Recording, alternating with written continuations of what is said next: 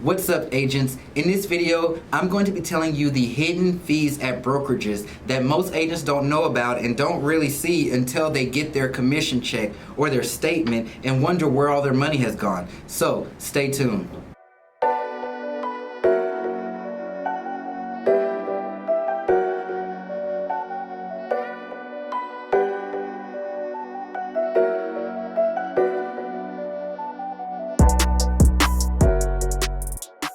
If this is your first time watching one of my videos, my name is Chastin and I run a real estate team here in Dallas along with a couple of other businesses. And on my channel, I like to share business advice as it pertains to real estate, entrepreneurship, finance, everything. So if you're into that, go ahead and consider clicking that subscribe button so that way you get notified when I release new videos. Alright, now there are a lot of fees that people just really don't consider or don't know about when they're signing on to a brokerage. Or they may tell you, but you don't think that it'll make a very big difference in your commission check at the end of the day until you get that final statement and you're like, wow, all my money has gone to this brokerage. Which it's fine if you're getting a lot of value, but I just want to inform you about a lot of the fees that are out there so that way when you're visiting brokerages and interviewing, you can ask about these things to see if some of these are fees that would be taken out of your check. If you find this information helpful in this video, please hit that thumbs up button. That's gonna really help me out and make sure that more people can see this video. And the first fee that I wanna talk about is the desk fee. Okay, and the desk fee is exactly like it sounds. It's the fee for you to have a place in the office. Now, something for this, you want to make sure that you ask about this is, do you get an actual desk or is this just so that you can use the office space? Because it can go both ways. They can actually give you a desk or a cube or an office, but this desk fee is going to take that. And the desk fee is different for every single brokerage. Some brokerages don't have desk fees and some have really high desk fees. I've seen them across the board. So you want to ask whoever that you're interviewing with, what is their desk fee and what does it include? This fee is charged monthly, so you may have to put a credit card on file or they send you a statement every month so you can pay it in cash or by a check. But the desk fee is something that is charged to you monthly for as long as you're an agent at that brokerage. Next, and this is obvious, splits. Whenever you do a transaction at a brokerage, there is a split involved, okay? The split basically means money that the brokerage gets to keep and money that you get to keep. And I recorded a whole video talking about how much money you can make from a transaction, so be sure to watch that if you want to understand how the splits work and how the breakdown is. But with these splits, they can have a range. Most times new agents, you may come in at a 50-50 split or a 60-40. Someone more experienced with leverage and will be bringing something to the table, they can get a higher split like a 80-20 or a 90-10. They can be anywhere. Splits can be negotiable, but make sure that you actually have leverage when trying to negotiate your split. If you're walking into an office saying that you need training, you need this, that, and it's gonna take a lot of time, don't expect them to give you a high split.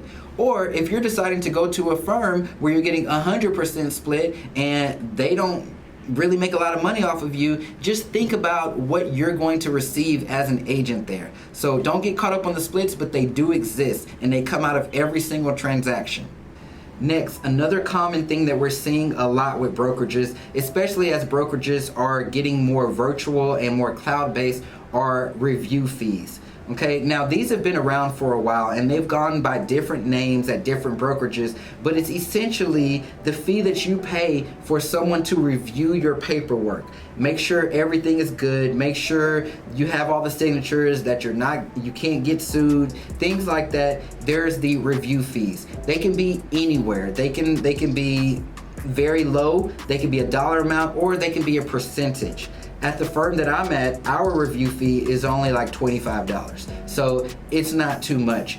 But you just want to ask about these when you are interviewing to make sure that you know what's going to be taken out of each transaction for them to have that review. If it's not a review fee, it could be a transaction coordinator fee to where they pay a transaction coordinator for your transactions. In this case, it could be a lot higher, in upwards of $150, $125, maybe even $200. So be sure to ask about those review fees. Another one is a marketing fee. So oftentimes, especially the big box brokerages, they do a lot of marketing. They may have billboards, they may have commercials, postcards that they sent out, magazine advertisements, listings, all of that stuff. And guess who pays for that? You, the agent. How we tend to see this is it's taken out as a percentage on each transaction that you do. Typically, it's a low percentage, anywhere between 1% and 3%. It could be a little bit higher if you're at more of a luxury firm, but it is the fee that you as the agent are paying for the brokerage to be able to market itself and bring more business into the actual firm.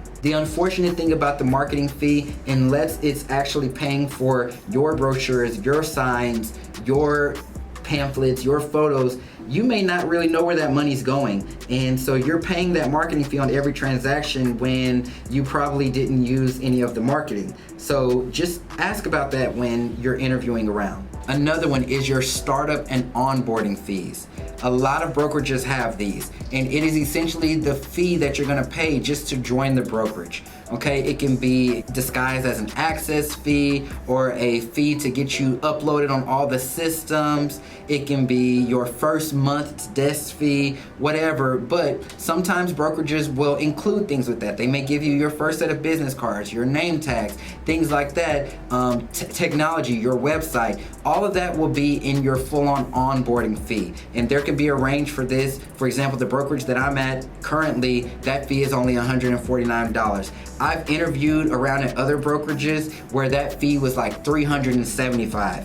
And this was earlier in my career, so I didn't even have the money for that, so I couldn't necessarily join that brokerage. But be sure to know what your startup fees are.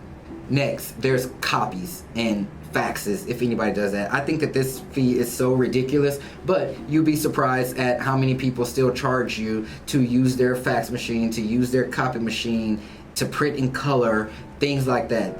Just ask about that. I mean, they may say it's like 5 cents a color copy or 10 cents, but still, it can add up, especially when you are mailing out, doing letters, or whatever the case is, printing flyers, things like that. And this just adds on to whatever your monthly invoice price is gonna be for being an agent at that brokerage. Another one, and this is one that they don't tell you about a lot, especially for the big box brokerages. I can think of one right now with the big red logo. They tend to have lots of events, okay? In these events, they want you to travel to the masterminds and to get training and things like that, which is fine, especially if you need it and you're getting value out of it. But just know that these events can cost a lot of money, anywhere from $100 to $1,000 per event. I've attended a few. I've found some value in some events that I've attended at previous brokerages. The brokerage that I'm at now, for those of you who don't know, I'm at EXP, phenomenal events. I mean, I get a lot of value, a lot of training out of the events, so I'm willing to pay for them. But the ones that I've had in the past at previous brokerages, when it was just someone reading from a book, I wasn't really a fan of that. So be mindful. Events are optional. You don't have to go to the events. You don't have to attend training classes, but you're gonna want to, especially if you're a newer agent. So ask them about that early on in your interview. Another one. Now, this can be hit or miss. You may not experience this at every brokerage, but it's the parking and access fee. So if your brokerage actually has a brick and mortar location, or if they're located in the city in a tall office building where you're forced to park in a garage or street parking, you have to account for that. Aside from that are your access cards. So if you want 24/7 access to the building, you may have to pay for an access card. These can be anywhere from like $50 a month. It can be $75 a month. It can be as low as like $35 a month. But that's to give you access to get into your own brokerage. Now, if you belong to a brokerage that just has its own parking lot, or you don't need it, then you don't really have to worry about an access card. They may just charge you for a key when you first come on to the firm, and that can be, $75 itself. But that's something that you need to budget, because That's how you're going to access your firm outside of business hours. Another one, and this is one that a lot of new agents don't understand, but there's something known as E&O insurance. It's errors and omissions insurance. And basically this protects you as the agent in the brokerage in case someone sues you for an error that you made in the contract. It's an insurance for that. So for that insurance, a lot of brokerages will charge for it all up front, which that can be anywhere from $400 to $500, or like my brokerage does, the firm that I belong to, they split it up on each transaction, a $40 amount until that full amount is paid, and then you don't have to pay it anymore. So errors and omissions insurance, or E&O insurance, is something that all real estate agents have to pay. If you get lucky, you may have a brokerage that pays for it for you, but that's very unlikely. The biggest thing that I want you to get from this video is that